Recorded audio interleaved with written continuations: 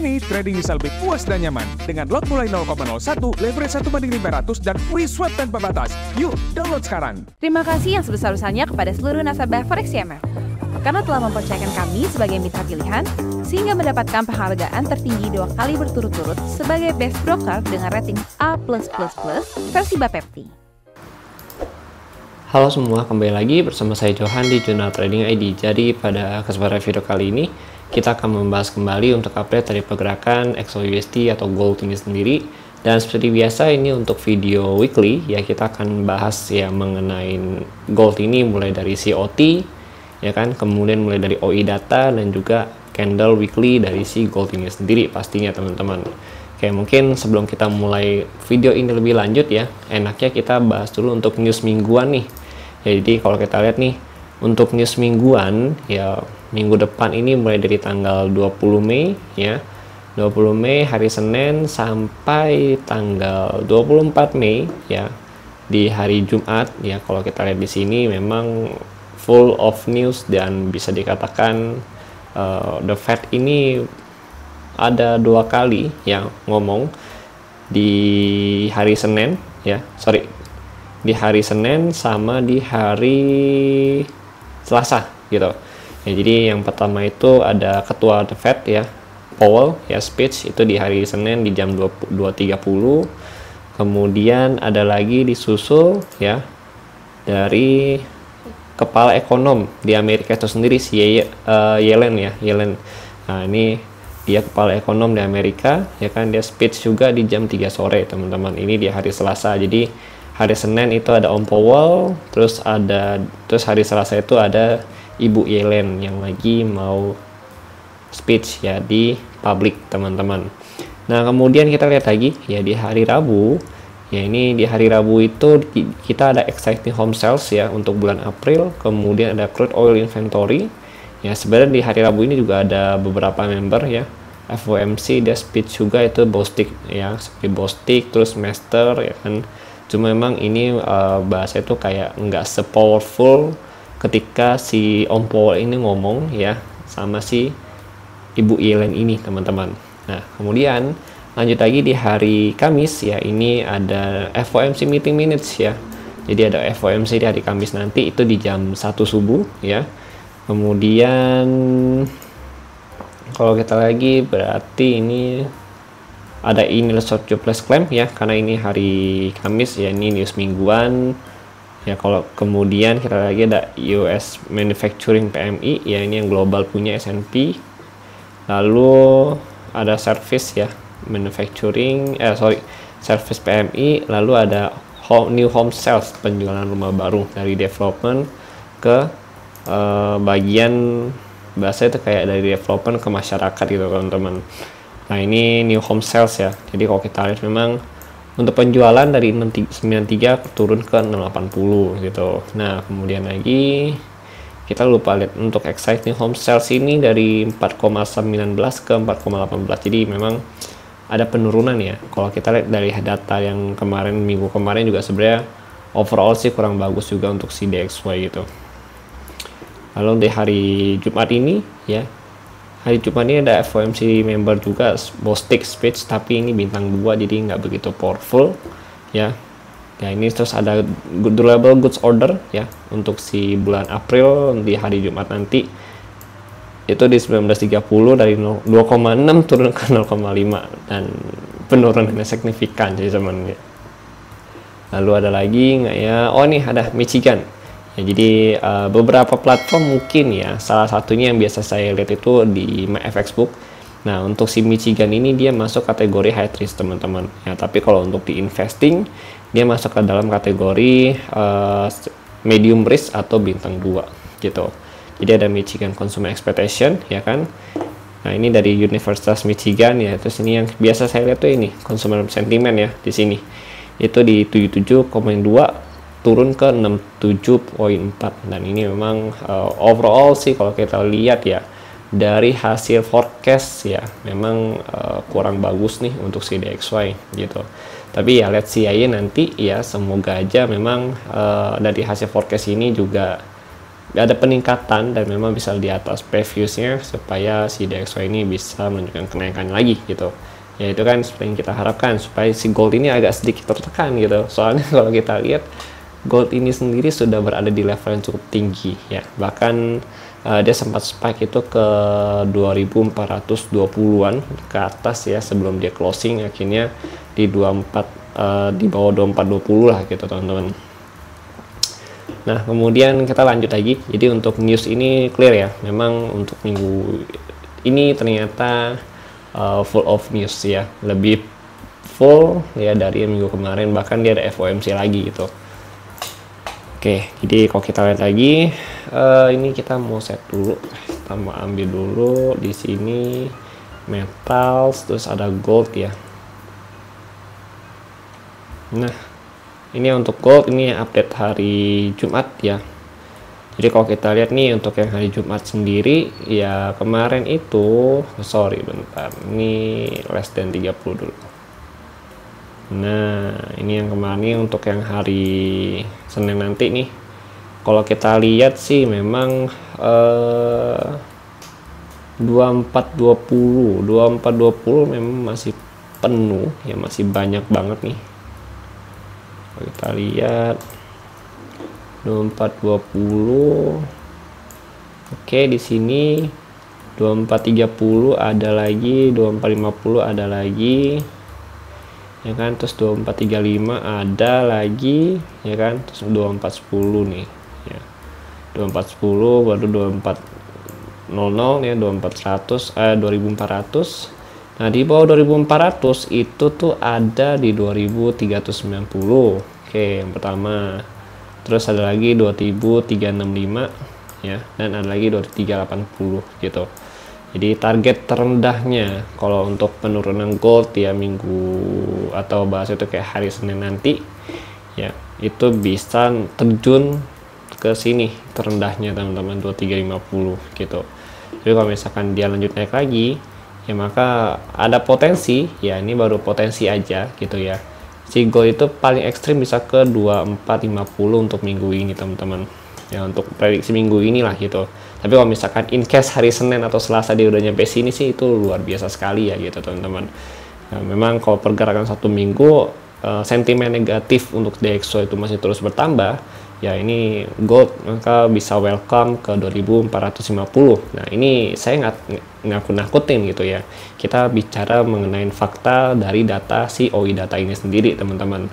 Dan kemarin kalau kalian perhatikan di update hari Jumat ya, itu saya ada update juga, ada target OI data gitu, OI data target ya, ini di 2420 dan itu udah tercapai di kemarin malam ya, pada saat dia mau closingan gitu. Jadi sempat spike dulu yang saya bilang tuh, dia spike ke 2422 gitu ya. Jadi saat ini dia closing di 2414 gitu kan. Nah paling nanti hari Senin potensi ya koreksi retrace dikit ya. Nah nanti retrace sampai mana kita lihat aja nanti, kita lanjut ke bagian teknikalnya nanti ya. Oke, jadi itu dari OI data. Nah sekarang kita mau coba cek lagi mengenai COT ya. Di COT data ini kalau kita lihat di sini tools and resource ya kan, terus ini di bagian interest rate dan futures. Nah keluar nih COT nya. Oke, lagi loading. Nah ini dia gold ya. Jadi kalau kita lihat nih untuk yang gold bagi manage money ya, ternyata masih bullish teman-teman ya. Change of position long itu masih 7.000-an, shortnya itu at price nya itu sekitar 2.752 gitu. Jadi memang secara sentimen yang seperti yang pernah kita bahas juga di beberapa minggu kemarin ya, memang gold itu secara buyernya ini masih stabil dan memang volume pembelian itu masih cukup besar gitu teman-teman. Ini dia stabil nih, dia naik lagi. Kemarin dia turun nih yang ini ya, dia turun terus untuk yang report minggu ini dia naik lagi gitu. Artinya secara sentimen ya, buyer di pasar itu sendiri itu ada kenaikan gitu ya. Memang berarti potensinya itu gold ini untuk minggu ini paling masih bisa naik ke 2450 gitu. Sekali lagi saya nggak nakut-nakutin Tapi ini kalau kita lihat dari data yang ada di OI data itu sendiri ya gitu. Overall intinya dari COT ini masih bullish movement ya untuk si gold ini sendiri. Dan in case kalau misalkan terjadi anomaly market ya, itu berarti kan gold itu tidak bergerak sesuai dengan sentimen yang ada gitu. Ya itu namanya market. Kita bisa lihat lah, kita udah yakin dia akan naik ya, bahasa itu kita yakin nih dia turun nih, tahu-tahu dia naik gitu kan. Itu kan ya biasalah, sentimen market atau market trap kan banyak juga gitu. Tetap kita harus actually ya, kita harus memang realistik aja gitu kan, menanggapin suatu pergerakan nanti yang akan terjadi di market ya. Jadi nggak usah, jangan terpaku banget lah kalau saran saya sama data-data yang begini gitu. Boleh kita jadikan sebagai pandangan ataupun insight untuk kita ya, dan bisa jadiin pandangan ke depannya, tapi jangan sampai kita terpaku dengan satu data atau 2-3 data. Oh ya, data itu ngomongnya begini, tapi market ya seperti yang kita tahu lah, market itu bisa berbicara di luar data itu sendiri teman-teman. Oke, jadi fleksibel aja lah gitu ya. Oke, kemudian lanjut lagi ya, ini untuk dari datanya ya. Memang dari COT masih bullish, OI data juga masih agak sedikit bullish, mulus ke atas gitu ya. Oke, lanjut lagi. Sekarang kita mau bahas news ya. News lagi, sorry, DXY. Yang tadi news sudah nih. Nah, dari DXY sendiri memang ya secara realitanya itu dia berhasil pullback nih ya. Jadi kalau dari si DXY ini memang bagus ya, pergerakan movementnya itu masih oke, masih tergolong di bagian churning uptrend ya kan. Cuma yang saya khawatirkan adalah kalau memang hasil news ya untuk minggu ini adalah condong melemah untuk si DXY itu sendiri ya, otomatis kan DXY ini berarti akan posisi turun gitu kan. Nah itu nanti turunnya sampai mana sih gitu. Nah itu yang agak kita wanti-wantikan gitu kan. Berarti si DXY ini secara daily-nya itu ada potensi dia break dari sini ya, break dari support dia saat ini. Support dia saat itu ada di 104.13 ya sampai 104.00 ya, intinya di atas 104 ya. Untuk minggu ini berarti potensi di breakout sama dia, breakout turun gitu ya kalau kita lihat dari newsnya. Nah begitu dia break dari 104, berarti target dia itu ada di sini dulu nih guys, terdekat ya, di sini yang bagian kotak kuningnya nih. Itu berarti di angka 103.47 sampai 103.32 gitu ya. Jadi ini target utamanya dia nih begitu dia breakout ya kan. Kenapa di sini bang? Nah karena kalau kita lihat nih, ini kan support ya, support kuat ya kan nih. Kita lihat cepret naik turun ya, turun ke sini ya kan. Terus begitu dia nggak break yang ini nih, nah dia kan nggak break nih, dia turun lagi ke sini. Dia juga nggak break, turun lagi ke sini. Dia breakout ya kan, turun ke sini, naik lagi baru turun. Jadi memang ya ini udah jadi kayak terminalnya dia gitu. Nah, ini juga satu ya, nggak nge-break nih, turun lagi baru dia naik ya, breakout terus dia tertahan di atas ini. Jadi bisa dikatakan main level ya, another intraday main levelnya dia itu ada di sini, intraday main level. Nah, kita kasih tanda aja gitu biar enak ya. Nah, intraday main level tuh di sini 104.14 sampai 104 gitu. Nah, kemudian nanti the next target dia begitu dia bisa jebol ini, maka ke sini 103.47 sampai 103.32. Lalu ekstrimnya di mana? Di sini. Nah, ini ekstrimnya dia. Ekstrimnya dia itu ada di level harga 102.66 sampai 102.09. Nah, ini agak besar nih range-nya ya. Ini kurang lebih 60 pip range-nya gitu, teman-teman. Oke, kemudian lanjut lagi ya. Oke, ini untuk DXY ya, ini dia satu. Kan kalau kita lihat ya, sini kan ada beberapa speech ya untuk hari Senin ya, terutama si ketua Fed ini sendiri, Om Powell. Lalu another speech itu ada di hari Selasa ya, itu ada Ibu Yellen, jadi ekonom Amerika itu sendiri. Nah ini kita perlu tunggu dulu hasil speech-nya bagaimana gitu. Soalnya nanti ya ini bisa mempengaruhi ya arah si DXY atau indeks dolar itu sendiri, teman-teman. Nah untuk saat ini sih saya jujur belum tahu apa yang akan hasilnya itu bagaimana, apakah nanti hasilnya itu akan positif atau negatif ya kan. Itu tergantung dengan apa yang mereka katakan pada saat jam speech itu sendiri, teman-teman. Oke. Jadi nanti kita lihat aja ya hasilnya bagaimana gitu. Tapi kalau misalkan dari data-data dari forecast ya di luar speech ya dia, seperti kayak report keuangan ya kan, atau report dari penjualan dan sebagainya, ini kan ada forecastnya nih, ini kita bisa agak punya bayangan lah gitu ya.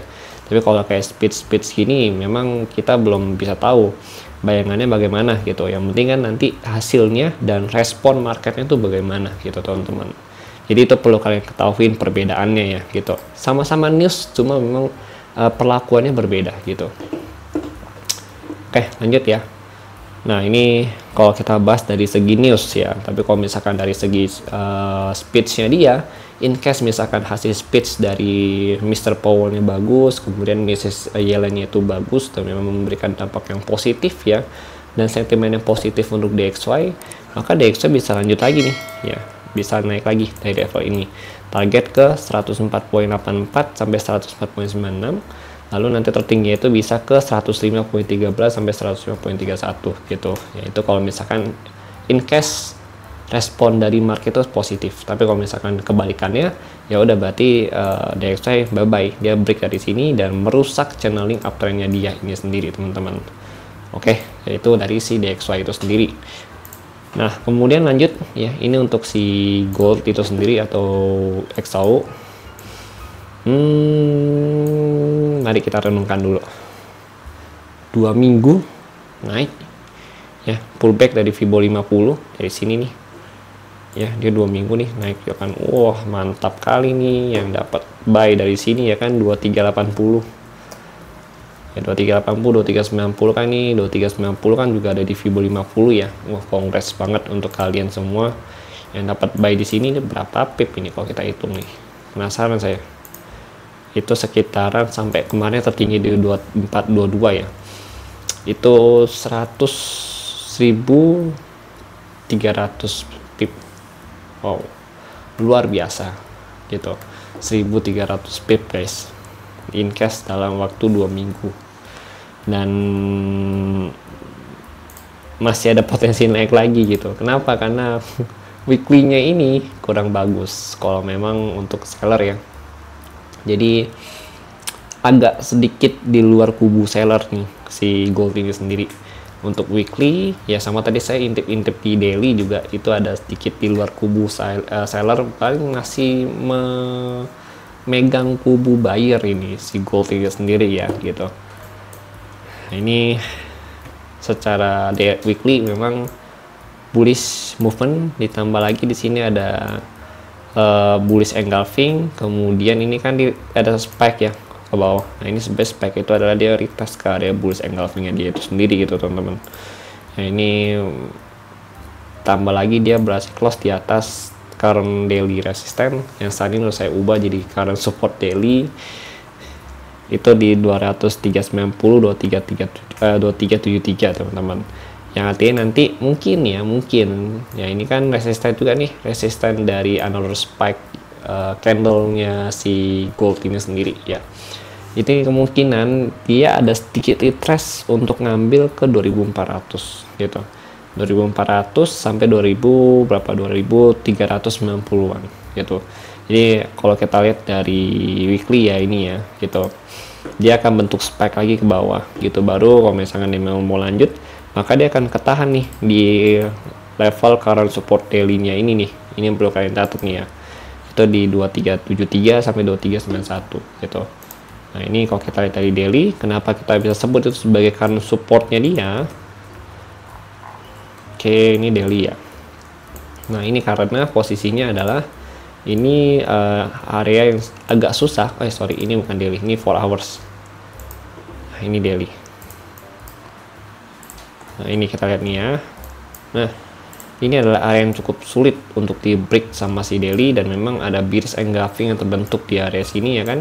Cuma ini kan dia sempat ketahan nih ya, ketahan cuma beberapa kali doang. Cuma 2 kali ketahan, habis itu langsung ditembus gitu. Nah, yang paling sukses itu adalah di tanggal 10 Mei ya, hari Jumat. Dia gagal break dari area engulfing di sini, kemudian dia turun ya. Terus ini yang kedua kali dia coba lagi. Ini yang pertama kali percobaan nih, percobaan pertama. Dan ini percobaan kedua, ya memang hampir gagal ya, tapi ternyata berhasil di push ya to the limit sama dia gitu teman-teman. Bahkan ini adalah another new record ya, untuk gold itu bisa closing candle daily di atas 2400 teman-teman. Karena overall selama ini ya, setelah dia naik ke 2430-an, belum ada satupun candle mulai dari tanggal 12 April ya, itu bisa closing di atas 2400 gitu. Ini adalah the new record of gold ya, dimana dia berhasil close di atas 2400, yang artinya secara sentimen untuk melanjutkan di atas 2400 main range baru lagi tuh masih sangat memungkinkan gitu teman-teman. Nah ini paling hari Senin nanti ya, karena ini kan juga area resisten ya. Kalau kita lihat nanti di time frame intraday, ini ada potensi dia untuk turun sedikit, paling mentok-mentok itu ya, kalau memang dia masih melanjut naik lagi, itu dia retest kembali ke 2400, 2390 sampai 2373 gitu. Karena dia akan retest lagi potensi ke sini gitu ya, ke zona current support nya dia. Dan nanti begitu dia nyampe di zona ini ya, berarti kita bisa nih ancang-ancang cari buy zone ya, untuk target di 2400 ke atas lagi teman-teman gitu. Jadi ya kita watch list watch zone kita untuk daily itu di sini. Teman-teman, another watch zone untuk yang daily secondary-nya itu ada di sini 2352, 2338 ya kan. Dan yang ketiga itu ada di sini ya, 2305 sampai 2279 gitu teman-teman. Ya, jadi kalau ditanya bang, kenapa sih jauh banget zonanya? Oke, karena ini daily gitu. Ini daily. Jadi kalau daily itu memang range-nya itu jauh gitu. Kita nggak bisa pakai range yang terlalu dekat gitu. Kalau untuk daily ya gitu. Karena biasa orang-orang yang main daily itu adalah orang-orang yang memang khusus swing. Ya, jadi dia swinger. Oh iya, dia ngikutin adalah current trend, bigger trendnya dia gitu. Dia mengabaikan minor trend, tapi memperduli atau memperhatikan major trendnya dia gitu teman-teman, gitu ya. Oke, ini untuk daily. Jadi sekarang pertanyaannya adalah, kalau misalkan, saya yakin kalian pasti bingung, oke tadi kan kita bahas turun ya, tapi gimana kalau ceritanya dia naik lagi nih, sampai mana sih gitu. Nah itu yang akan dipertanyakan pastinya gitu kan. Oke, sekarang kita mau coba ukur ya, in case dia break dari sini 2431 ya kan, in case dia break dari sini sampai mana sih naiknya gitu, atau the next resisten dia di intraday itu di mana sih gitu, atau di bagian daily-nya itu sendiri ya kan. Menarik juga gitu. Jadi kita mau hitung dulu, kita mau cari dulu. Yang pertama, kalau memang kalian menemukan ya pair itu ATH ya, khusus untuk gold nih ya, kalian yang pertama itu kalian bisa cek di OI datanya dia gitu. OI data, open interest datanya dia itu yang tadi kita bahas ya. Kalian bisa cek di sana di mana sih bagian ya call-nya dia atau C-nya dia itu paling banyak gitu. Nah, ini kan ada dua ya. Ada C, ada P ya kan. Nah, kalian cari nih C-nya, call-nya di mana paling banyak. Kalau tadi kan di atas 2400 yang kita temukan ada di 2430 ya kan, 2435 ya kan, kemudian di 2450 gitu ya kan. Maka saya bilang kan dia potensi ke sini nih kalau dia break dari 2430 gitu. Kenapa? Karena ini adalah area call-nya dia nih, bagian C-nya itu paling banyak di 2450 ketika dia berhasil berada di atas 2430 teman-teman. Gitu. Nanti the next-nya di mana bang? Nah, the next-nya itu ada di 2460 ya. Dan saat ini tuh untuk yang di bawahnya tuh belum ada lagi gitu teman-teman. Ya gitu. Jadi mentok-mentok pun itu udah paling ekstrim tuh 2460 ya teman-teman. Ya tapi kalau misalkan dia masih lanjut lagi, ya udah itu berarti adalah fake movement dia untuk jadikan itu sebagai buyer trap-nya. Karena udah nggak ada yang mesen lagi gitu di bawahnya. Ya, sorry di atasnya gitu. Ada juga nanti di 2490 ya kan, cuma kan agak terlalu berat ya kayaknya kalau dia mau ke sana ya, walaupun nggak ada yang mustahil sih di market itu gitu. Oke, jadi yang kedua itu bisa dari technical analysis ya, menggunakan Fibo extension. Tarik Fibo dari sini 2431 sampai ke low-nya dia. Nah, dapatlah kita di 2473 gitu. Oke, jadi tarik Fibo extension ya dari sini nih. Spread turun ke sini, nice. Nah, di Fibo 50 nya atau di 2279. extensionnya ketemu nih. Nah, ketemunya di mana? Di sini 2127 dulu. 127.20 adalah breakout terdekatnya dia atau angka Fibo ya, breakout terdekat dari Fibo 100 itu dia 2473 gitu, 2473. Kemudian kita cari lagi nih 161 di mana? Nah, untuk 161.8 itu ada di level harga jauh juga ini. 2500. Wow, luar biasa sekali ya. Ini dari daily sih, nanti kita coba cek lagi ya. Nah, kalau dari daily sih memang 2526 ya sampai 2567 gitu ya. Tapi semoga aja lah nggak nyampe sini ya kan gitu. Paling mentok-mentok juga 2473 gitu teman-teman. Habis itu dia ada koreksi turun ya. Turunnya sampai mana nih? Ya itu nanti kita baru bahas lagi, oke. Ini kan kita mau bahas breakoutnya dulu gitu. Oke, lanjut lagi. Ini untuk intraday. Jadi kalau untuk daily sama weekly itu udah clear ya kalian semua ya. Nah, ini untuk intraday. Nah, jadi kalau dari intraday ini sendiri memang closing candle untuk 4 hours-nya itu kurang bagus untuk bullish gitu. Kenapa? Karena ini kalau kalian ingat nih, ini ada pola candle yang namanya adalah gravestone gitu. Ini gravestone itu artinya ada penekanan dari pihak seller itu sendiri ya. Jadi kalau dari intraday setelah kita ukur nih ya, kita lihat nih untuk 4 hours-nya. Oh iya, dia ada sedikit penekanan dari si pihak sellernya, dan memang kalau kita di last candle ini cukup kuat gitu, sehingga menciptakan harga itu balik lagi nih ke harga opennya dia gitu ya kan. Artinya ini menciptakan suatu tekanan atau dorongan untuk potensi ke bawah gitu teman-teman. Makanya saya bilang ya di awal video tadi ya, dia paling ada potensi koreksi itu paling deket ya kalau memang dia mau naik lagi itu ke yang tadi 2377 di sini, di area sini gitu ya kan. 2377 itu kalau saya di daily-nya ya sini ya, di 2373 di sini kan gitu, 2377 sampai 2372 di sini. Nah, ini terjauhnya dia kalau memang dia mau lanjut naik lagi ya. Potensi kebetulan ya, ini juga area current low-nya dia. Jadi ini jadi area support struktur harganya si gold saat ini gitu teman-teman. Jadi ini adalah area potensial target dari koreksi dia saat ini. Tapi untuk paling dekat itu di sini 2402 2398 gitu. Ini mungkin kita enaknya itu jadi support ya di sini. Support. Kayaknya udah berubah nih, udah di breakout nih sama dia. Nah, ini kan enak ya dilihatnya. Jadi psikologi level support ya, ini jadi target terdekatnya dia itu di minor. Oh, ini mau kita ubah lagi nih, jadi minor support juga. Nah ya, ini target terdekat dia di 2409 ya kan.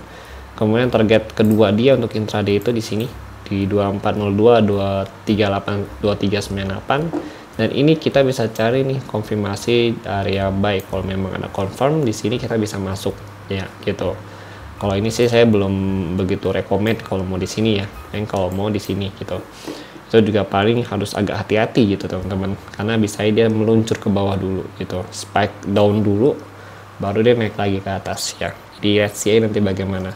Tergantung lagi nanti ada Fed kan mau cerita atau mau ngomong gitu.